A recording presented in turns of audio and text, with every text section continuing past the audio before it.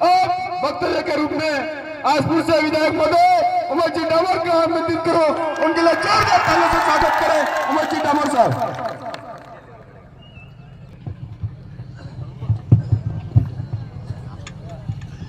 सबको जय जवाहर, जय जवाहर।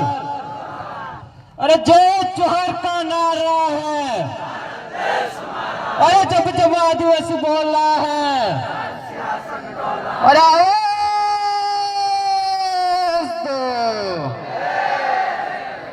खूब खूब धन्यवाद।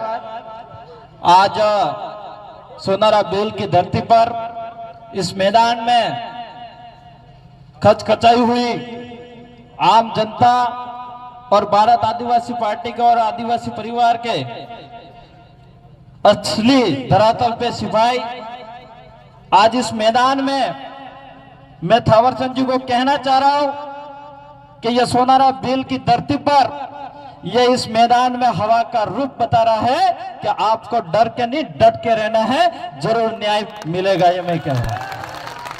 आज हम तुम्हारे साथ हैं, आज हम तुम्हारे साथ हैं। आज यहाँ पे कई वक्ता आए, कई बोले, कई कलेक्टर की बुराई करी तो कई नेताओं की बुराई करी। मैं तो कहना चाह रहा हूं ये कलेक्टर साहब जो सलम्बर में बैठे हुए हैं वो लाचार हैं, डरे हुए हैं। वो पर्ची के जो सरकार बनी है उसके कहीं न कहीं आप जो समझ सकते हो ये मैं बोलना चाह रहा हूं। आज जो राजस्थान के अंदर और केंद्र के अंदर जो सरकार बैठी है वो ये कहते हैं कि डबल इंजन है। मैं तो ये कह रहा हूं ये डबल इंजन भी नहीं है, क्योंकि आज तक ये कह रहे डबल इंजन की गाड़ी चलती है, लेकिन आज तक कोई डबल इंजन की गाड़ी नहीं बनी है। तो इसलिए आपको कलेक्टर साहब को भी मैं कहना चाह रहा हूं, आपको भी डरने की जरूरत नहीं है, क्योंकि जब आप आईएएस बने थे, जब आप अधिकारी पोस्ट आपके पास आई थी, उस समय आपने शपथ ली थी, भारत के संविधान की ली थी, आम जनता को न्याय दिलाने के लिए दी थी और नियम नीति निष्ठा की आपने शपथ ली थी। लेकिन वो इस शपथ को आप पूरी तरह से निभा नहीं रहो। इस कलेक्टर की जो सीट है इसकी गरिमा नहीं रख रहे हो, इस कलेक्टर की सीट का अपमान कर रहे हो। यह बड़ी दुख की बात है। इसलिए मैं कलेक्टर साहब को भी कहना चाह रहा हूं कि आप मजबूत रहो, लाचार मत रहो, वरना फिर हमें मजबूर नहीं होना पड़ेगा। क्योंकि कहीं न कहीं इतना दबाव कलेक्टर साहब पे आ रहा है। लेकिन मैं तो कहना चाह रहा हूं कलेक्टर साहब, आप आपका स्वयं का निर्णय लो। एक आप आईएएस हो, जिस तरह से आपने शपथ ली है इस तरह से अगर निर्णय लेने में आप कामयाब रहते हो तो मैं समझ सकता हूं मेरे भाई थावरचंद को न्याय मिल जाएगा। लेकिन ऐसा नहीं हो रहा है। और मैं तो कहना चाह रहा हूं आप सब जनताओं के हाथ में पावर है, आपके ताकत है। आज मैं विधायक बना हूं, 5 साल के लिए हूं। इसी मंच पे अभी कुछ बुराई करके गए थे, जो हमारे आदिवासियों के मकान को जलाने की बात करता है, पत्थरबाजी करवाने की बात करता है, लठ मारने की बात करता है। वो कौन था? मन्नालाल जी रावत। मन्नालाल जी रावत यू पतु नहीं, एक लड़के वो ये भी नहीं पतु है। मन्नालाल जी ये भी नहीं पतु है कि आदिवासी झोपड़ी कटले पुराने बड़े ले है, वो भी नहीं पतु है, फिर भी कह रही है। लेकिन मैं कहना चाह रहा हूं, मन्नालाल जी को भी कहना चाह रहा हूं और आपको भी कहना चाह रहा हूं, जिस दिन मन्नालाल जी इन झोपड़ियों में वोट लेने के लिए आएंगे तब आप मन्नालाल जी को जवाब देना पड़ेगा। और मन्नालाल जी वोट लेने के लिए झोपड़ियों में नहीं आएंगे।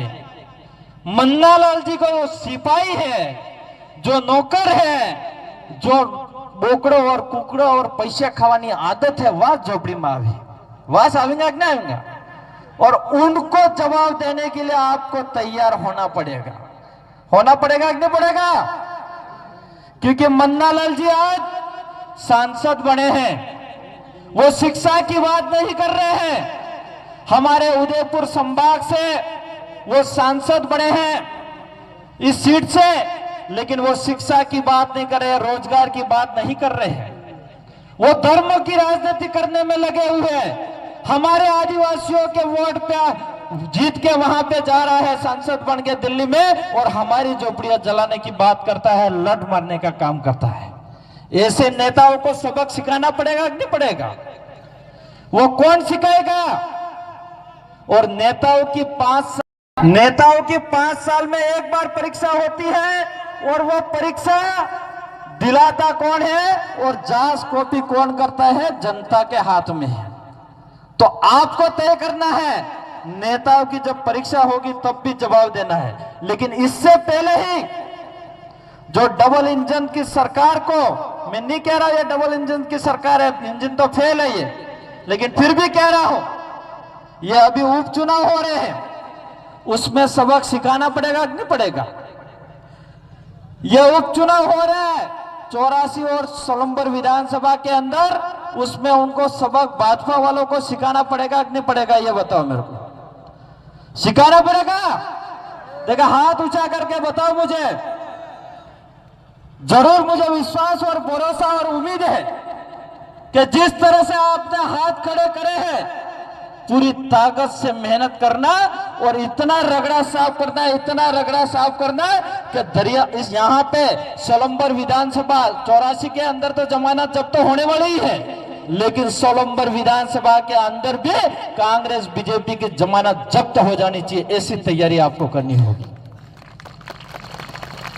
आज हमारे यहाँ पे जितनी तस्वीर लगी हुई है, जो कालीबे कलाश्वर टाटे मामा बिल की, बिरसा मुंडा की और राणा पुंजा बिल की, उन्होंने इतिहास उनका उठा के देखे हम, तो उन्होंने बहुत लड़ाई लड़ी, और उस समय कोई प्रशासन नहीं साथ दे रहा था, उनको भी जंगलों में लेकर लड़ाई लड़ी है।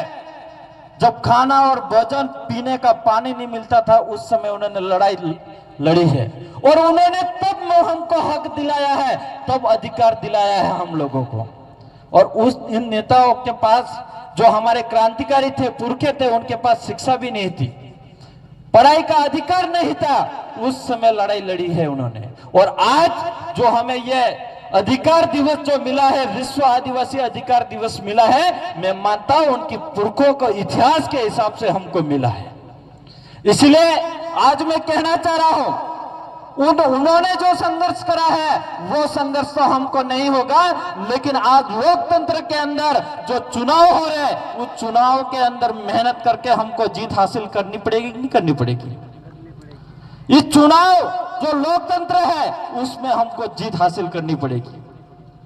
आज मैंने वीडियो के अंदर देखा था कि कई सारे हमारे मेरे साथी भाई थावरचंद जी और उनके साथी जो हमारे सरपंच थे, और कुछ लोग उनके जो स्थानीय लसाड़िया के थे, वो जबरदस्ती दुपट्टा खींचने का काम करते थे, किसी का रुमाल, किसी को धक्का मुक्की करने का काम कर रहे थे, और वो भी सरपंच ही थे।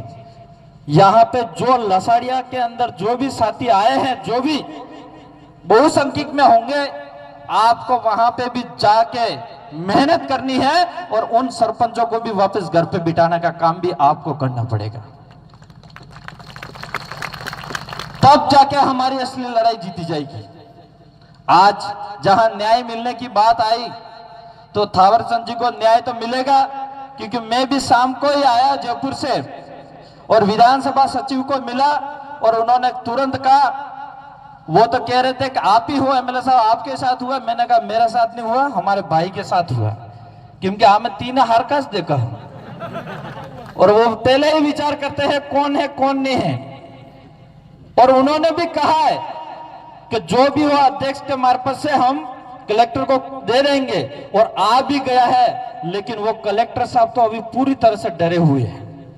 हमने कहा कि एक बार आपकी जो जांच कमेटी बनी हुई है, एक बार कॉल तो कर लो हमारे सामने, फोन के सामने देखते हैं, लेकिन फोन करने की हिम्मत नहीं है उनको, इतने डरे हुए हैं। तो ऐसे कलेक्टर साहब को अपने खुद की कुर्सी की जो गरिमा है इस गरिमा को रखना पड़ेगा और उनको सही निर्णय लेना पड़ेगा। और जो सलम्बोर की जनता और दरियावत विधानसभा के जनता के साथ जो अन्याय हुआ है उसको न्याय के लिए न्याय दिलाना पड़ेगा, लेकिन वो कर नहीं रहे। और मैं तो कहना चाह रहा हूं, हमारी कमेटी की अभी मीटिंग बाकी है, अभी 2-3 घंटे का कलेक्टर ने साहब ने समय दिया है, अभी बहुत जल्द हम मीटिंग करेंगे और इसके बाद आगामी कौन सा हम निर्णय लेंगे वो शायद कलेक्टर साहब को भी पता नहीं है। इसलिए बहुत जो भी निर्णय लेंगे वो जल्द लेंगे। और हम कह रहे हैं कि हम लोग, ये लास्ट एक शब्द ही बोलना चाहूंगा, हम लोग आदिवासी बहुत ही मजबूत है और आज की तारीख में आदिवासी के साथ एससी, ओबीसी और हमारे राजपूत भाई भी जुड़ गए हैं, इसलिए यह पार्टी बहुत मजबूत हो गई है। इसलिए मैं तो कहना चाह रहा हूं, हम लोग बहुत मजबूत है, बहुत मजबूत है, हमें मजबूर मत करना, वरना आर पार की लड़ाई लड़ी जाएगी, ये मैं कहना चाह रहा हूं। खूब खूब धन्यवाद मेरी बात को सुना, इसलिए जोहार, जय आदिवासी, जय बिल प्रदेश। खूब खूब